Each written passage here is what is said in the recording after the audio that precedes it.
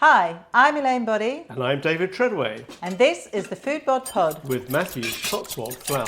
And Shanna's sourdough.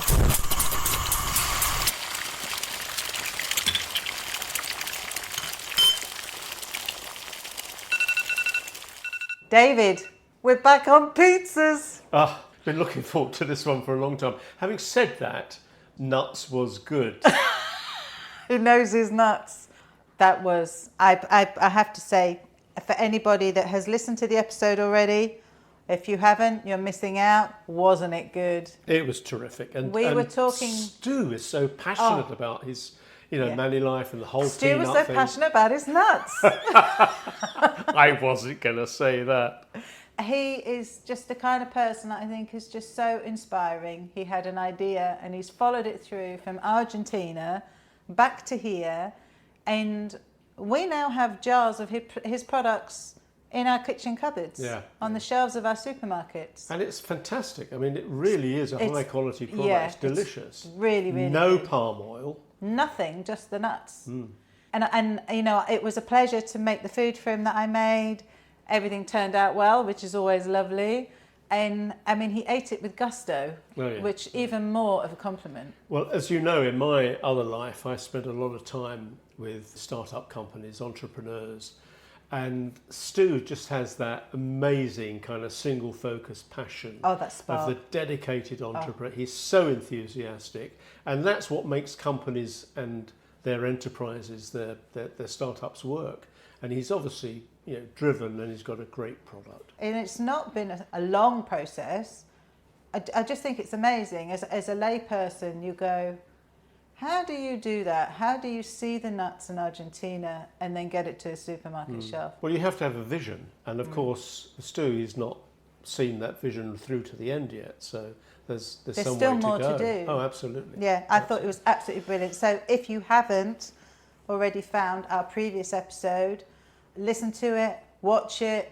You can find the recipes online. It was a packed out episode and it was really good fun. And to put dough in front of him and let him play with it, I mean, that was brilliant. He was brilliant. Just watching him, it was a completely different experience for him, wasn't it? It was nothing to do with peanuts. It was dough. But you think as well, I gave him dough to fill and roll up to be able to bake into rolls.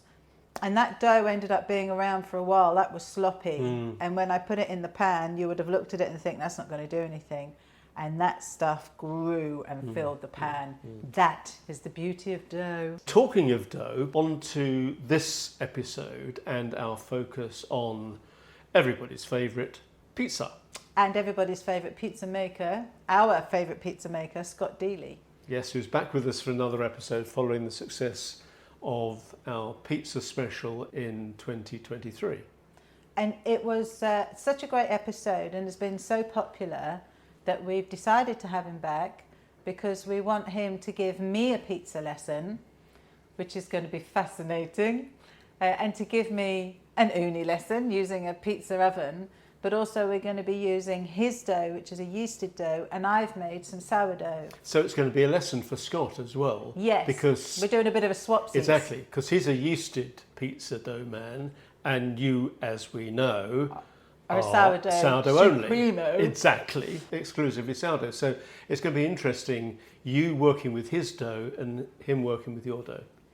And just the whole handling of the dough and watching him kind of throw it around is a very, very different thing. Yeah. So I'm really keen to see how this is going to go. Well, why don't I suggest, Elaine, we move outside into your beautiful garden here in the Buckinghamshire countryside and let's make some pizza. Scott, we're here again. We are, yes. Pleasure to be here. I'm here today, back again with Scott Deley from Scott's Pizza Project. Scott was on the podcast pretty much this time last year, I think. Yeah, I think so, yeah. I think it was about that. Your podcast episode and video has been one of our most popular. I think especially the video has been one of the most watched. Yeah. Because you were taking people through the whole process of how you make pizzas, how you're shaping them, and how you're then cooking them in your Ooni Pizza oven. Scott is an Ooni Ambassador. And today we thought we'd have him back as much because everybody loved you and because we're going to take it a bit of a step further and you're going to give me a bit of a lesson. Yep, that's the plan. Yep. Yeah? So maybe then take it a step back for anybody that is brand new to making pizzas and using an Ooni. What would be your top tips then for me as a new person doing this, or to anybody that's about to shape their dough and get it ready to go in? Okay, so I think the biggest bit of advice I always give to any new pizza maker, it's to do with how you make your dough and basically the hydration of your dough. So I think it's really important. So the hydration of your dough, for anyone that doesn't understand, is the amount of water compared to the amount of flour, and it's a percentage. So a good place to start with pizza dough is 60 or 61, 62% hydration. So with that, it won't be really wet or sticky, so it'll be a lot easier to handle. So if I can put that in context then, for my sourdough bakers, my standard master recipe is 70% hydration because it's 350 grams of water for 500 grams of flour. Yep. So if we were taking that as an example, you'd be having 500 grams of flour and 300 grams of water to make it 60%. Yeah, that's right. Yeah. And what you would find therefore is you've got a much firmer dough to work with, which is going to make it easier for you to handle and shape. Yeah. There's elements of it. It will need more stretching because it's a firmer dough. Yeah. But when you're actually kneading it and handling it, it means it's not sticking to you as much, because that can be quite stressful. On the online world, there's quite a stigmatism attached to people that use lower hydration, like it's not as good. Oh, it's the same in sourdough. And it's completely rubbish. Wrong. So there's no right and wrong. There's just loads of different ways. And I made the mistake of following the crowd in my second attempt at making pizzas, and it was a disaster. Oh, what, you tried to go extra water? I went high because I saw all the people saying, "Oh no, go higher, and I did it, and it was horrible. It's the worst experience I've had making pizzas. It was stressful. I didn't enjoy it. I was pacing around the kitchen, getting all stressed out. And I remember my wife Nikki saying, "Just calm down." And I says, "No, I'm stressed." Like, and she says, "It's not meant. You're meant to enjoy it. And if you're not enjoying it, then what's the point? What's the point? You're not going to make good pizzas if you're not enjoying it." And when you get a bit more confident with handling your dough, that's when to start increasing.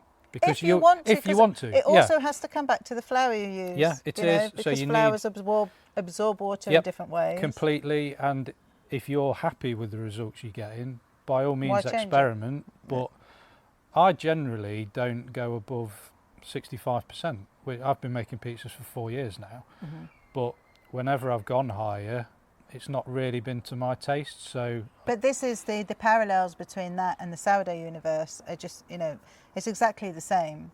You have to find the level of water to flour that makes the dough how you want it to be, to make it workable for you. But it always has to be about the flour that you use as well. The flour is very important, because if you're not using specific pizza flour, if you're using more of just a standard plain flour, which you'll still be able to make good pizzas with, but it won't absorb the water as well. And then on top of that, I'd just say be prepared when you're making pizza. Have everything ready, have all your ingredients prepped for when you start making pizzas. What you don't want to be doing is, in this setup, you don't want to be having to run back into the kitchen if you've forgot something, because the pizza takes 60 seconds to cook. So when you put the pizza in the oven, don't move. You need to be there, you need to be watching it like a hawk. So just be prepared. And I'd also say look up online, use YouTube videos for your dough recipes or recipe books. Maybe mine. Scott's recipe book in particular, the Ooni Pizza Project, is the one you need. But it's really important. It's how I approached it. I'm quite methodical as a person, and I think that really helps. So absolutely, and I think the whole being organised thing. So to put it into context for people that aren't watching, we are stood in my garden. So we've got everything set up on the table to go. We've got the oven next to us, and to get to my kitchen, you'd then be running up steps.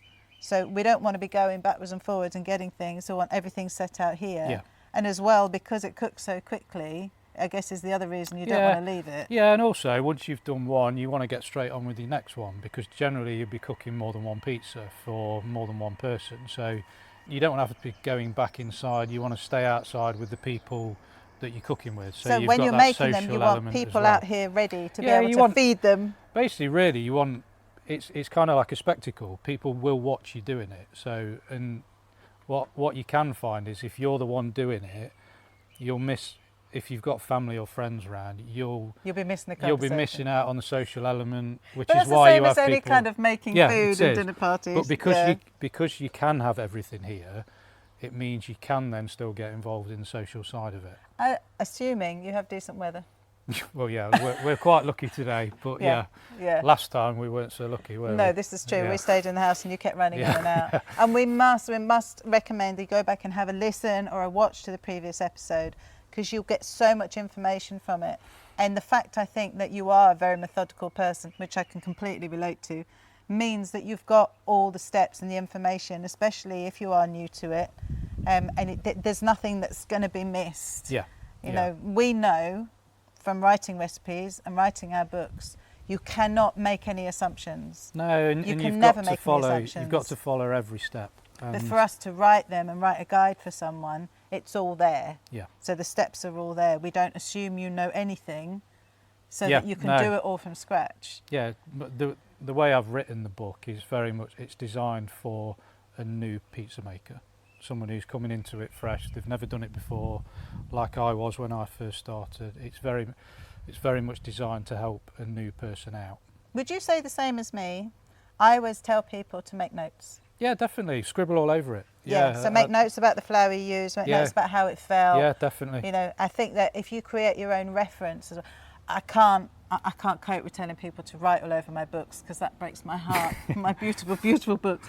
However, I know people do, but I would always have a notebook. Yeah, definitely. Keep a journal, especially if you make one that you're really happy with. Yeah. And it's worked well, and you're really Then you've pleased got a with it, reference. and then you've got, right, that's my go-to. It might develop over time, and you might have a new go-to. Things do change and develop, but if you've got something you know that works, and you've got it written down, then you've always got it there to go, because you won't remember everything. Oh no, Definitely especially not. as we get older. So today's going to be a bit different. Today might be a bit busy, so bear with us, because I'm having a lesson. So Scott has bought some yeasted doughs. I've made some sourdough. Scott's going to make one first and then give me a go. So you're going to bear with us. I think there might be lots of laughter and manic behaviour when I first try this. But the intention is have a go, and then, you know, you can see what it's like for a newbie. That's always the attitude that's good. Just get involved. Just have a go. At the end of the day, the worst thing that's going to happen is it might not look great, but it'll still taste good. And do you know, So- and that's what I always say to people, and when people message me and go, you know, oh, it's not perfect, I'm sorry, there's no such thing as perfect. No. It's a misnomer, it's all personal opinion, and if you've got someone sitting there enjoying it and eating it, it's more than perfect Yeah, as far as I I'm mean, it concerned. might look square rather than round, but it doesn't matter. Still a It might pizza. look like a rugby ball, but it's still going to taste the same. So, yeah, don't get downhearted if it doesn't look perfect when you start out. Pressure. It'll I'm be not fine. a pizza maker. Well, remember, yes, I've made pizza for my recipes, but you're the pizza king. So, you know, I It'll bow be down fine. to you. It'll be fine. Right, let's do some making.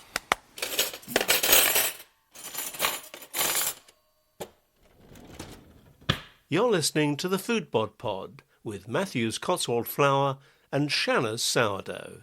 Shanna's Sourdough has everything you need to start making beautiful sourdough, from the starter to the roaster and everything in between. Shanna's Sourdough for all of your Foodbod sourdough baking essentials. The perfect pizza needs the right flour. Cotswold Pizza Flour is an award-winning finely milled white pizza flour for pizza dough. Perfect for pizza. Matthews Cotswold Flour. Scott, tell me what we're going to do. So I thought something a bit different and quite interesting I thought we could do here is we make 2 margaritas using exactly the same ingredients, but we're going to use the toppings in 2 different ways. So we're going to I'll make the first one in a traditional way with the sauce, basil, cheese, olive oil. And then the second one, where you're going to use the same dough and, like I say, all the same ingredients, but we're going to flip it on its head. So we're going to go olive oil first, basil, cheese, and then sauce. Oh, so wow. we're going to do a sauce on top Margherita.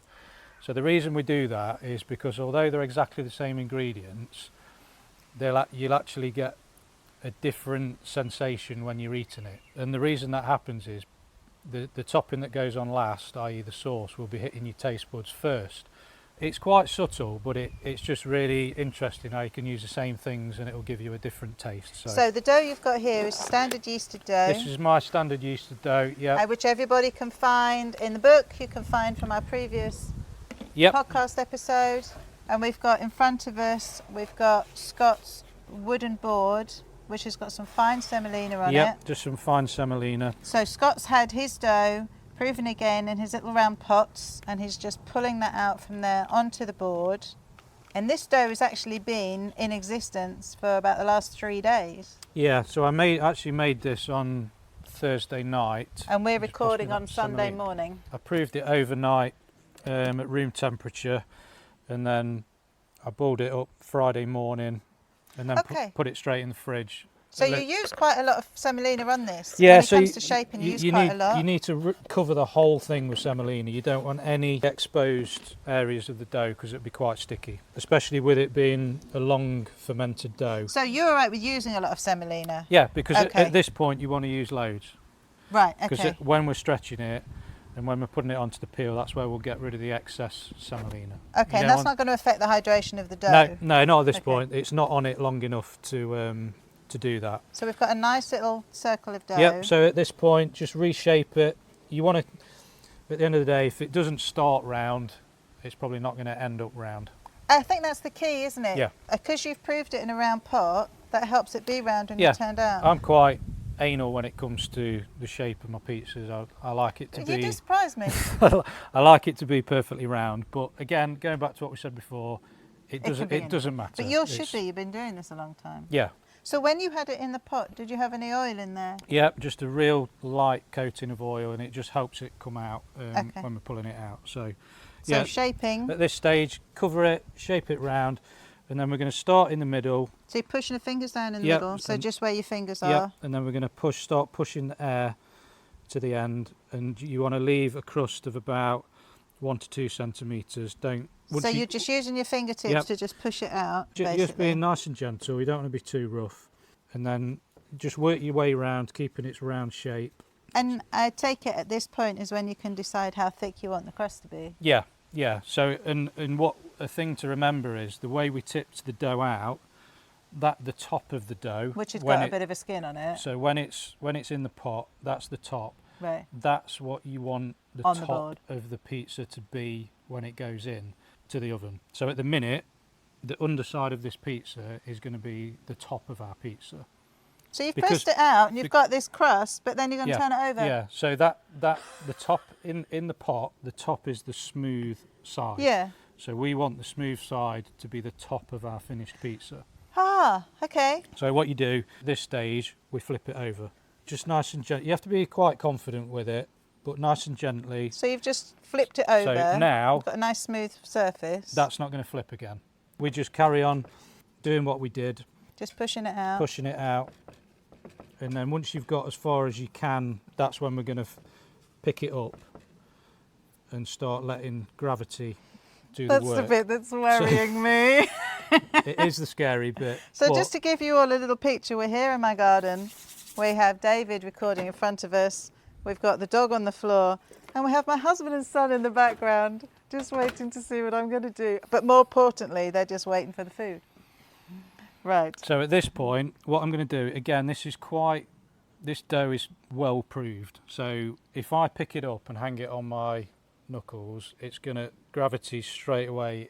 So you do, with this type of dough, and with your dough, I think it'll be different. You do have to be quite quick.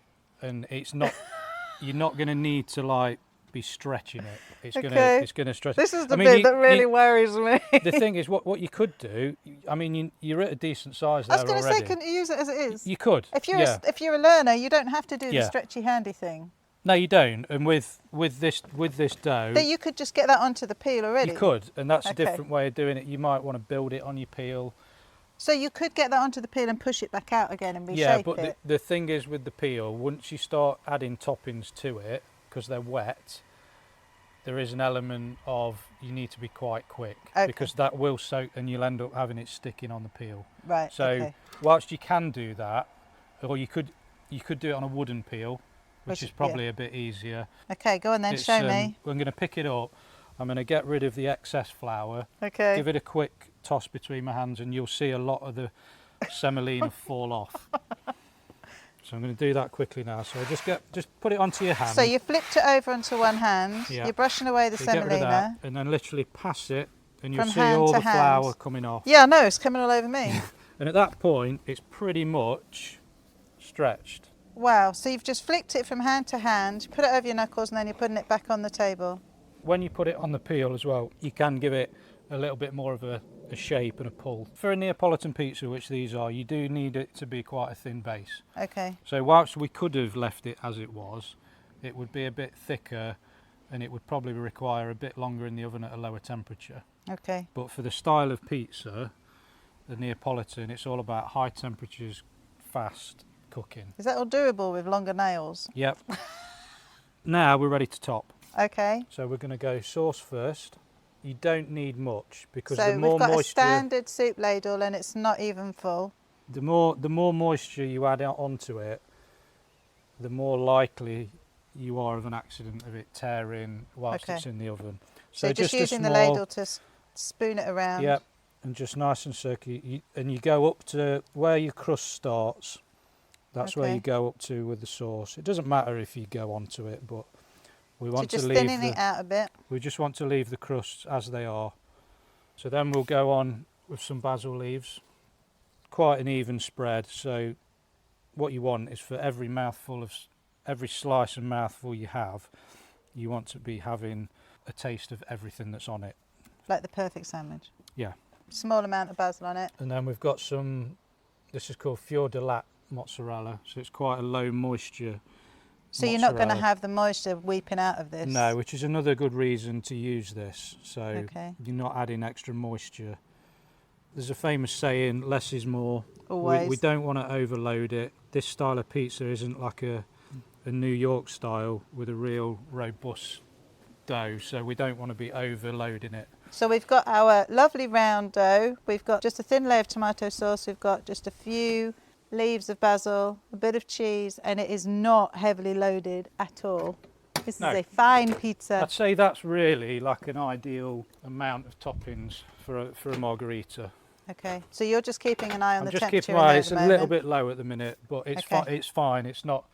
We can. It's usable? Yeah, definitely. Anything's usable. It just means it's just going to take a bit longer to cook. Yeah, And but there's long and long. yeah, when we say long, probably Yeah. an extra 30 seconds. Yeah, Not okay. right. And then finally, just a drizzle Of olive oil. of olive oil. Okay. You only want a tiny bit, so just be careful. Again, it's added Just- moisture, so just a tiny Drizzle of olive oil. drizzle. Right, this bit is quite a scary bit. So this is getting the probably- pizza onto the peel. Yeah, so this is what scares most people. What we're doing is getting the dough, the loaded dough, onto the peel Yeah. now. Okay. So this is just slightly dusted with the semolina flour. So And- slight dusting on the peel. And then in a nice quick, and you have to be confident, you don't want to be just shuffling. It's got to be one kind of swift movement like that. So you can see there it it's gone was. straight on, and then you give it a quick shake, and with these peels being perforated, what you'll see is some of the excess flour Okay. coming out, because all that flour, the more flour you have underneath, it's just going to burn, and you're going to have a real bitter taste to the underside of your pizza. Okay. That's going to make more sense if you watch the video as well as listening. So you just picked up the edge and did a bit of a shuffle. So Basically. at this point as well, You can reshape you it can if you wanted reshape to. it. Again, I just like to just be gentle and just pull it out into a nice round shape. Does that satisfy your requirement? It does. It does.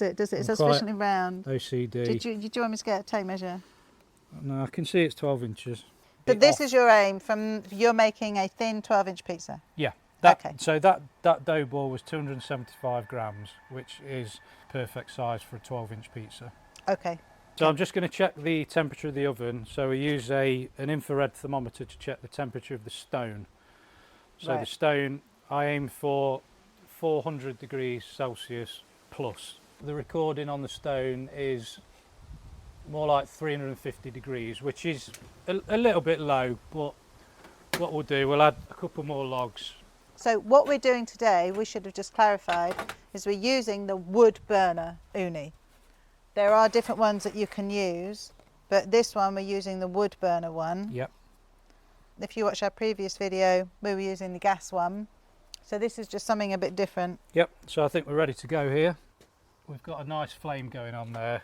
So what we're going to do, I'm going to place the peel into the oven on the stone where I want the pizza to be. Right. And then I'm just going to start shuffling it back. Right, okay. So you put it right in. So you put it right and then in. start shuffling it. Oh, so just a bit of a push Yep. and a pull. So just like that. And it's on the stone. And Just give it like a that. professional spin. So at this point, I transfer to using a turning peel.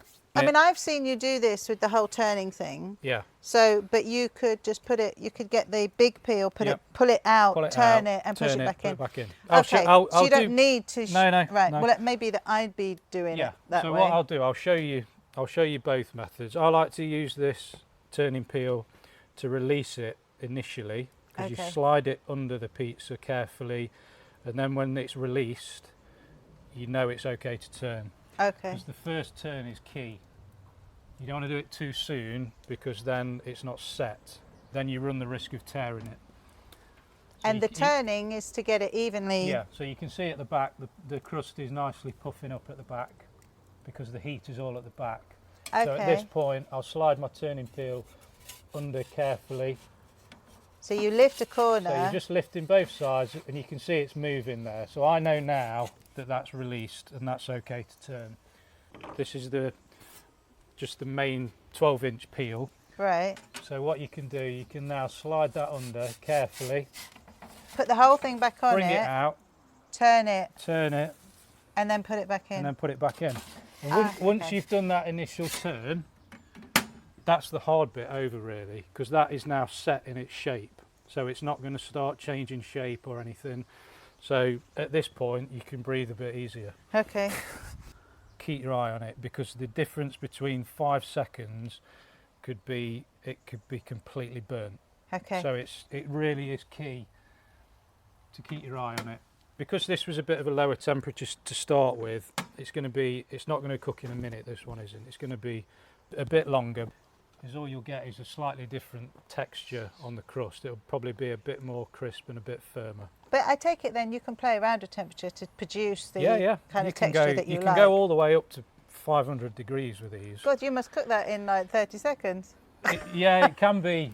Keep bringing it out just to check on it. And then what I'll do, I'll show you now with the turning peel how you can use the turning peel. So a turning peel is basically a smaller little round one. So the idea of this is you turn it without bringing it out the oven.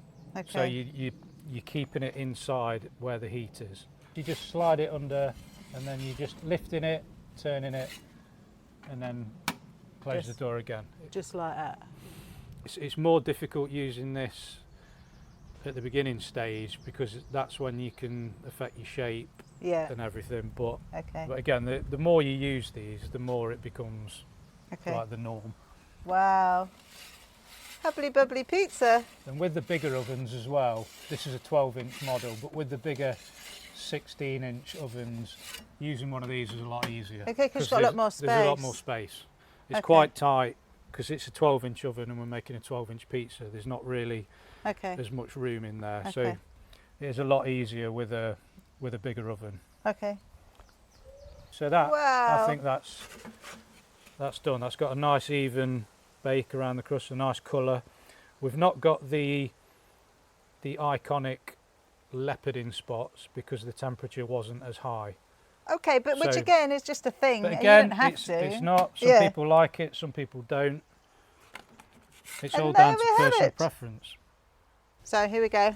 Oh, it's so good. Just as good as the last time you made them. Good. Do you want a bit, or are you having something else? No, I'll have some. And we can't leave David out. So what you'll notice as well because it was a lower temperature, so it had a bit longer, it's a bit firmer. There's no flop. If that was a true Neapolitan cooked at 450 degrees, it wouldn't hold its shape as a slice. Oh, I so see. You'd have to, which is intentional, it's meant to be like that, but because this has had a longer bake at a lower temperature, it's a lot firmer. You're listening to the Foodbod Pod. The perfect pizza needs the right flour. Matthews Cotswold Pizza Flour is an award-winning, finely milled white pizza flour for pizza dough. This light flour has a superior gluten quality. This supports good water absorption and creates an elastic dough. Matthews Cotswold Flour. Shanna's sourdough for all your Foodbod sourdough baking essentials. You can find all the equipment to make any of Elaine's recipes at Shanna's Sourdough.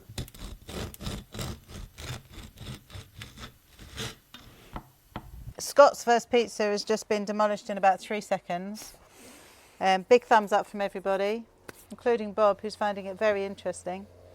This is now going to be my turn to have a go. So I've got the pizza dough in the pot that Scott likes to put them in, nice round little pot. We've got the semolina on the board in front of us. So I'm just going to tip this out. Yeah, so you're going to put some semolina on it first. Put some semolina over the top of what's in there, just to help it not stick. And just give it a bit of a shake so it coats it.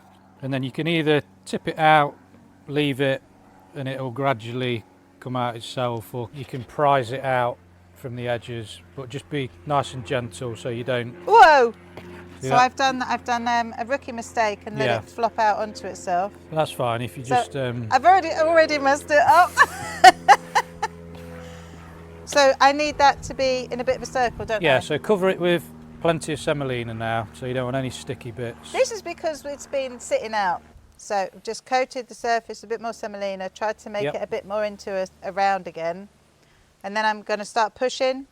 Yeah, so initially I'd do it with one hand from the middle. You want to push the dough, the air into the crust. So I'm using my fingertips to push into the crust, push into the dough in one direction, and then you went back in the other direction. Yep, just keep, and then once you've got your base shape, then like you say, exactly what you're doing, you just keep going around. So I'm using my fingertips to keep pushing into it, yep. which is putting it back into a circle. Yeah. How thick would you leave that crust edge? You don't want more than an inch. About an inch. Yeah. For the edge. Okay, and how wide do you want me to push this out to? So I'd say until you turn it over, I think you can turn it over at any stage. It doesn't really matter, but I think the way you've got that now, that's a good stage to flip it over. So that's probably about the size of my bannetons, so probably about 8 inches. Yeah. Yeah, and so I'm now going to turn that over. So you're going to flip it over. He says. Just getting a couple of edges and turn it over. Yeah. Woo! There's no, like I say, there's no... Okay, so we've flipped it over, and we're now going to... Again, you just keep working it around. Using my fingers, flat of my fingers, to be pushing it out again. It's so easy to shape. Very because soft. of the amount of time it's been proven. So if you had a 24-hour dough, for example, it would be as more difficult. You'd have to use stretching more. Whereas now, to get to that stage, which is probably 9 inches, is it?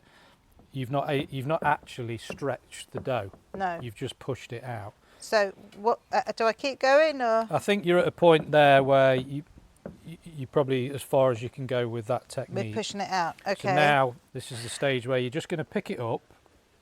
You're going to pass it to your hand, get rid of the excess flour, and then a couple of tosses between your hands and just place it back down.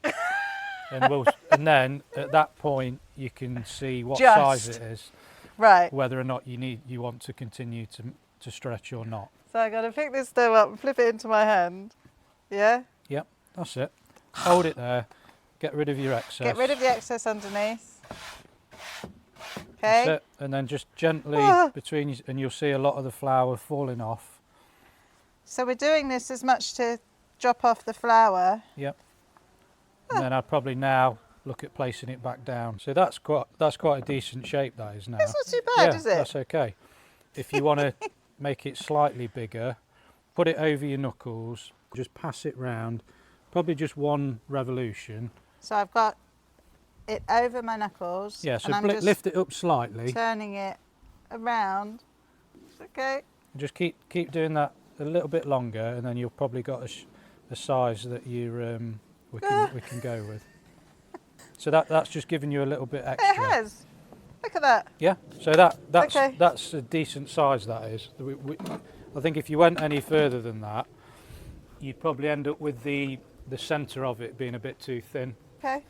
So now, if you remember, we're We're doing olive oil first. Yeah. So what I would say, because you're adding liquid first, just probably cover it with your thumb. Bit. You only want a tiny drizzle. Little drizzle and drops of olive oil. Yeah. Then basil. Yeah, you can go basil first or cheese first. So a nice even coverage. Cheese is going over the top of the olive oil. Hey, it's kind of round. I think that's a really good shape. We've got the olive oil on, we've got bits of cheese, a few basil leaves. So a little tip with the basil as well is before you put it onto your pizza, just rub it between your fingers and it'll release a lot more of the flavour. Okay. And you'll smell it instantly. It really does make a big difference. So are we going to spread this, or we're just No, you're just going to dollop it and leave it. There's going to be no spreading it around. So we're just dolloping. Yeah, just nice even sauce. spacing. That's Does perfect. that satisfy your requirements? That's perfect. Okay. That ticks the OCD box. So I'm just going to check the temperature of the oven for you. We're at just above 350, which I think for your first attempt, I think is a decent temperature. It'll just give you a little bit longer to cook it, so it'll be a bit less of a stress. Right. So now you got to get it on a peel. So the key. Has that got enough flour on? Yeah, that's fine. So the key thing here is to keep it flat. You don't want to angle it up, because then you're just going to tear the dough. Just keep it flat against the surface that you've got your dough on. And one nice swift movement. That's that's it. Perfect. Ooh. Look at, and now I'm putting it up again. That's it. And then you can just reshape it with your hands. So you were confident with that, and it makes a big difference. Okay. Okay. I have a pizza on a peel. Okay. You've got to do this just for the pure joy. So I'm going to open it and push it right in and then peel it out. Yeah, so just shuffle it out. Okay. Once the front of the pizza is in contact with the stone, that'll stick. So just shuffle it back. Right. Try and maintain your shape. So I'm going to open the door. So place your peel, my peel in the middle. And then start to shuffle it back. That's it, yep. So it's adhered, which means now it will come out easier. That's it. Look at that! I have a pizza in the oven. So how long would you wait before you... 45 seconds probably at this temperature before you want to be turning it for its first time. Maybe a bit longer, but if you keep your eye on it, you'll notice... So we'll probably need another log in there just to keep the flame going. So this is only because it's the wood burner one. If you had the gas one, you've got your gas, you easier. just turn it on and you've got nothing to worry about then. Okay. But just having the wood fired just gives you another element that you need to manage at the same time. So if you if you open it up and have a look, and you'll. So it's starting to bubble up a bit. And can you see around the rim how it's kind of like curling up from the stone? Yeah. That's a sign that the base is set. You're not going to tear it very easily. Okay. So I'd probably now be looking at sliding your peel under, nice and carefully. Now bring it out, and then turn it. So turn it. Turn it with your finger. Okay. 180 degrees, and then back in. Perfect. Now it's just about maintaining the even bake all around the crust. I'm going to be brave now, and I'm going to have a go with the, what do you call this? This is a turning peel. A turning peel. So it's like a little circular metal piece on the end. So you're going to slide it under one side, and then just gently lift it and turn it. That's it. Just keep. Okay, so you're just turning it. Like I say, it's a bit fiddly, but. Oh, okay. So it's doable. Yeah. Yeah, I can see that it will take it takes practice. It takes practice. But hey, I think that was pretty good. No, that was good. So I'd probably look at turning that again, because Just to be safe, I'm going to use the big one yeah, again. the One bait. side is a bit Yeah. blonder than the other, so Yeah. that needs to go in. So I think a few more seconds And then it's there, out. and I think you're done. Yeah. Yeah. Look! Perfect. Yeah? Yeah. Happy? Very good. It's really good fun, isn't it? There is my first pizza. I think that's brilliant. And we've done a reverse margherita. Have a bite. So again, the difference is subtle, I like it though. but because you're hitting the sauce first rather than the cheese, it just gives it a slightly different flavour profile. I'm well chuffed with that. We have thumbs up going on. But again, if you look, it's really well cooked on the base as well, Yeah, which yeah. is Really, not yeah. easy. But that is, in all seriousness, that's a difficult part of pizza making. It's getting the base cooked Yeah, as well as I the know top. that from the sourdough ones. Do you want a bit, David?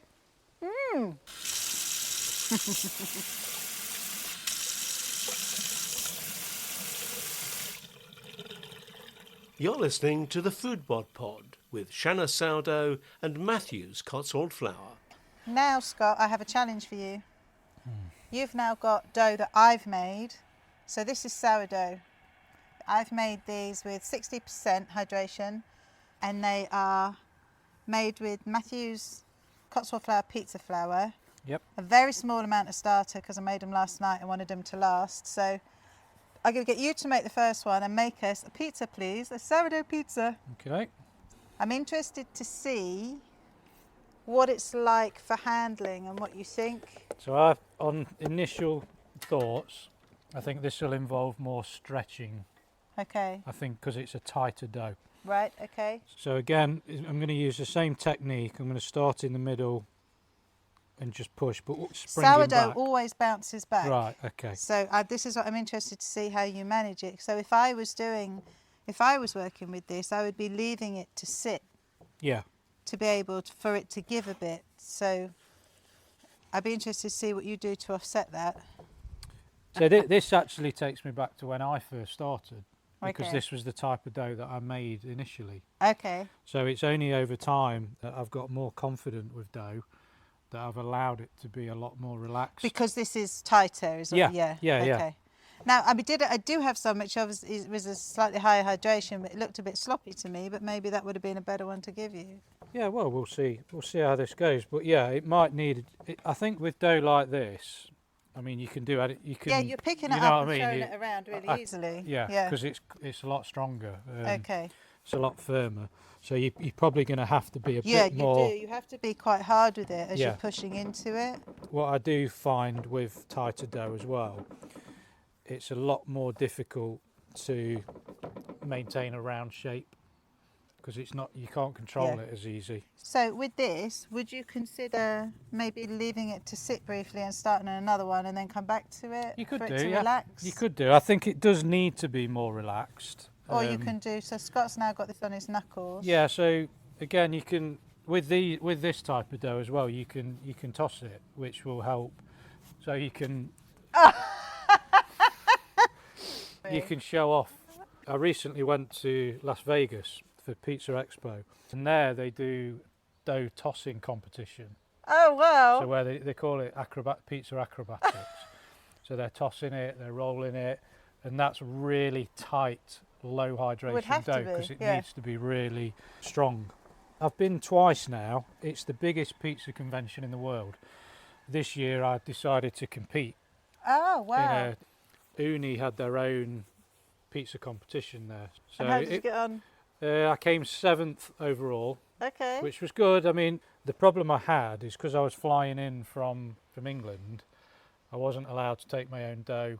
I wasn't allowed to take any of my own ingredients because you're not allowed to take any food into True, the States. yeah. So I had to call in favours. I was making dough in one of the restaurants in my hotel, and I was calling in favours from people I know over there to help me source the ingredients. So I was at a slight disadvantage Yeah. from the word go, but it made it was fun. It was scary. There was hundreds of people watching, Wow. but it was good. I'm glad I did it.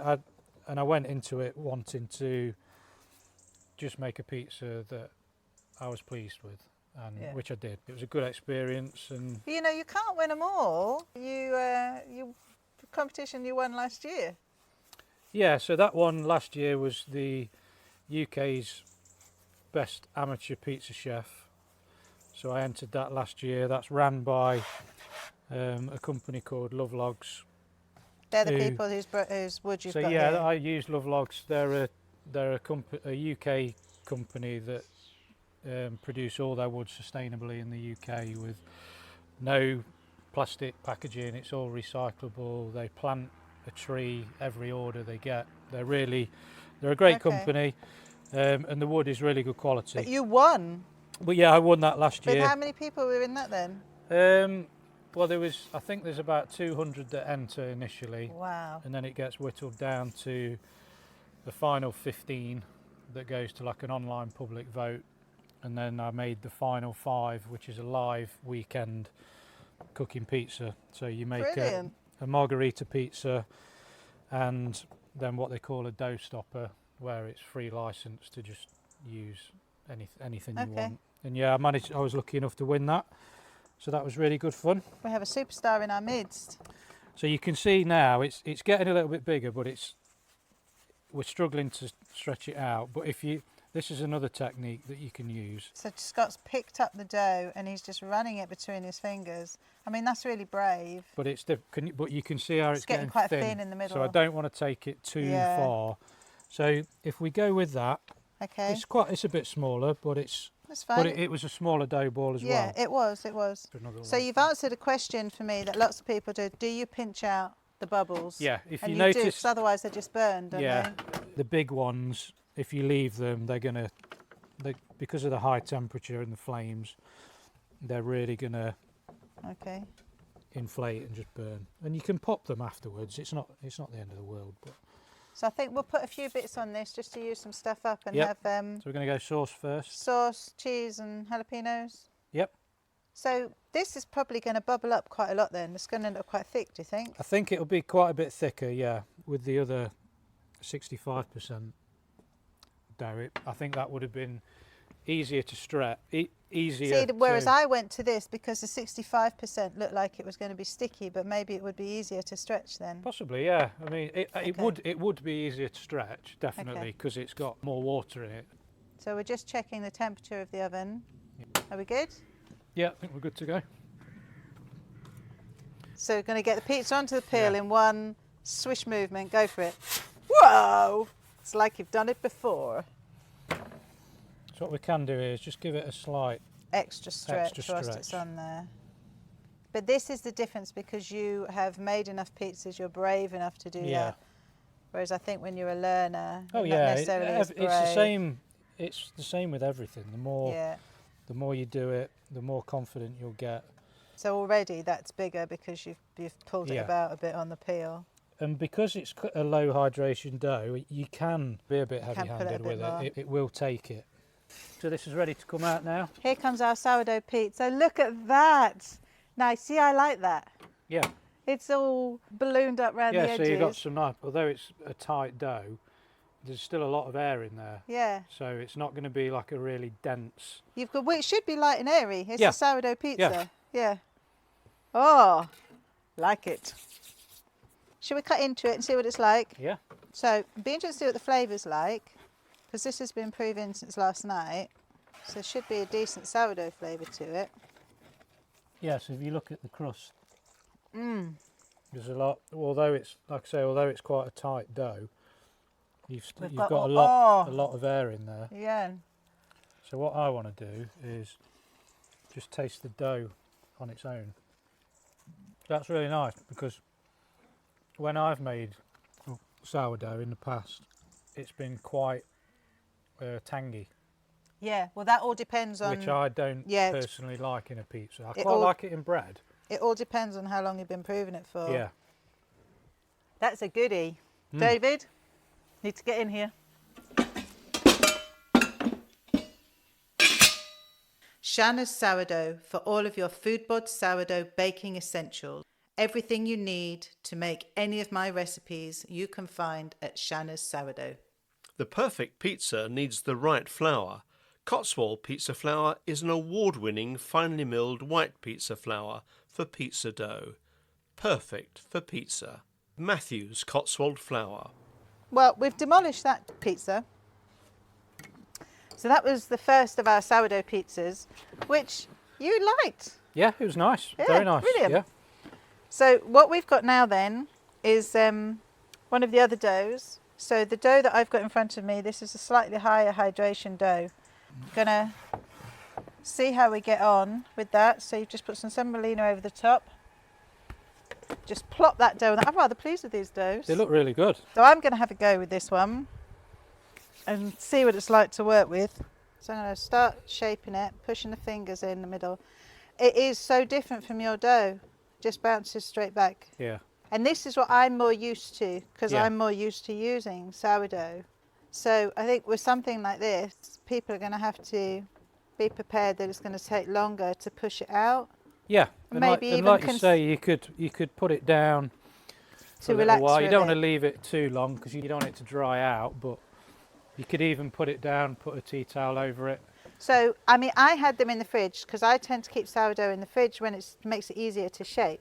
So it could be that I could have done with taking them out earlier so that they relaxed a bit, ready for us to play with. I think you need a good few hours to relax. Okay. When you take it out. I normally go for probably 3 hours Okay. minimum. So this being sourdough, it's getting lots of bubbles. As you push into it, Yeah. it's blowing bubbles out. So I'm going to pinch those so they don't burn, even though they look cool. So I've pushed it out. It's only about 6 inches. Just going to turn it over and keep pushing to push it out. I think it's going to be harder to keep this one in a circle. Yeah, it's hard. It is harder because it's not as easy to manipulate because it's a bit But firmer. then, you know, rustic. Yeah, like we said, Rustic doesn't as have to look anal a as certain I way. am, it doesn't matter. Do you know, I can be quite particular in things I do, but when it comes to something like this, it doesn't bother me too much if it doesn't look like some No. perfect picture of something, because it's homemade. We're making it, we're doing it. Are you going to toss it in the air? Oh, I think It you just- should give it a go. Thing is, that dough is robust enough to.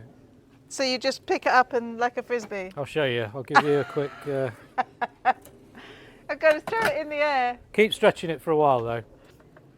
So I'm actually using my knuckles and the Yeah, so that's front a of my hand different. just Yeah, to push it out a bit. if you've got long nails, Yeah, I don't then want to push probably it using through. the back of your knuckles is probably a good alternative way of Should doing I it. turn it over again? Yeah, I think if you get it back over now and then keep it Okay, I've got. that way. So at this stage, pick it up, get rid of the flour, just get it on your knuckles a bit, get it a bit bigger. So because Fair this enough. dough is firmer as well, you can probably just like hang it on one hand and then just pat the flour off. Okay, so I've got it Nice. hanging over one of my hands, over my knuckles. But you can see the difference Just a- between that and your previous one at 60%. Yeah, that this is stretching out this now, is isn't it? stretching out quite a bit over my knuckles. So, yeah, So just maybe- moving it around over Yeah. my knuckles, looking like a pro. So I'd probably start thinking about Putting it getting back that down now. Yeah. because you can start to almost see through it. Yeah, at that stage you don't want to go too far. But this is showing its sourdough If you'd have indicators had because that- you've got all the bubbles in it. Yeah, I think if you'd have had this out the fridge for another hour, that would be at Ideal. optimum. See, you try and pinch the bubbles, impossible because it's sourdough. It's what it does. And when you look at the surface, look at all the dimples in it. Get it back on your knuckles. Give it one more rotation. One more go. Yeah, Okay, so I'm picking it up and putting it But over keep the you- back of my hand. yeah. Keep your hands towards the edge. So I've got the edge going around my knuckles, So yeah, I'd leave it at that now. and then we're going down. Yep. Here we go. Yeah. So I think that's a good size. I've never been that brave with the pizza dough before, so I thank you for my guidance. But I think there's definitely an element of bravery in it, and again, I think it helps, it's you trial and know, error as well. that my It's- attitude is, it's just dough. Yeah. There's so much of it goes through my house. Should we try it the other way around with the cheese on first? Yeah. So we've got a bit of olive oil, we've got some cheese, a bit of olive oil. I'm going to dollop some sauce on it. You can tell the difference now. I'm getting brave. You can hear it. This has been so much fun. It's nice to be doing something different with the dough. Be a bit challenged. I'm going to use some things up and put a couple of the leftover bits of mushrooms on it. We'll go for a higher temperature, higher flame, quicker cook. Okay. So you said you're feeling more confident. Oh. So let's test it out. But you'll be able to see the difference in the finished pizza as well. I'm having an absolute masterclass here. Right, so this is going to be your 60 or 90 second kind of shebang? I think, yeah, you're looking at no more than that. Right, okay. I'm going to pick up the edge, slide the peel underneath. That's it. Look at that! So just pick it up before you reshape it. Yeah. Because there's quite a bit of flour, just give it a jiggle so it goes shuffle through around, because you can see yeah. how much flour is coming off, and then do your reshaping once you've done that. So fingers underneath to pull so it out to reshape it. Yeah, so you don't want to be stretching it like in the middle. No, you want to be doing it around the edge. Okay. Yeah, that's right. So here we go. Look at that. A real roaring flame mega now, flame going on. This will be a quicker. You're going to have to really concentrate. Right. Don't take your eye off it. Okay. But the same principles apply. Right, so we're in. We've got the edge sticking. That's so it. We've got the pizza in. But the difference between this one and the previous ones, the first turn will need to be done quicker. Right. So just watching. So you're to see how probably it comes looking up at the around back. 30 seconds maybe. Okay. But it's all on the eye. So when it's risen and you'll start to see it browning off, that's the time to... I can see it starting to Let's have a quick look. blow up. It's starting to build up a bit at the back. Yeah, so I'd just give it a little bit longer. I think it... Okay. So the back edge is already, oh yeah, it's already going to cut the flame. Let's have a quick look with that. Quite a flame on that. Yeah. Look at that. So it's really pillowy. Yeah. See, that's because of the instant heat. Yeah. It's gone bang in the crust. So I'd probably look at bringing that out, just have a look at it. So I'm sliding the peel underneath to be able to bring it towards me. So Look there you at go. that. So that's, So we've got one edge already done, a little bit charred. Back in. Because this pizza's a bit smaller as well, you probably won't need to rotate it as much. You might even bring this out now and it might be done. Okay, so let's have another look So then. just have a look. Not far off. So I'd probably turn it, Just give it a 180 after 15 seconds I or think so. there is a difference. It's got quite a pillowy edge to Yeah. it. So you're getting your sourdough idiosyncrasies coming through. It's that initial burst of heat. You'll always have a bigger crust. Wow. I think a few more seconds. So I reckon 5 seconds and then you're done here. Pizza coming out. Here That's we it. go. Perfect. Look at that. Slightly higher hydration. Sourdough pizza. But you can see the difference. Yeah. You can see how much more air. Yeah. You can hear there's a real crust Yeah. to it. Brilliant. So Should we taste another bit? what you find, the higher the hydration, the more hollow, in effect, your crust will be. It'll be less bready. There'll be more air in there. Try a bit, see what you think of that one. So Scott's got a bit of pizza. I've got a bit of pizza. But I think it's good.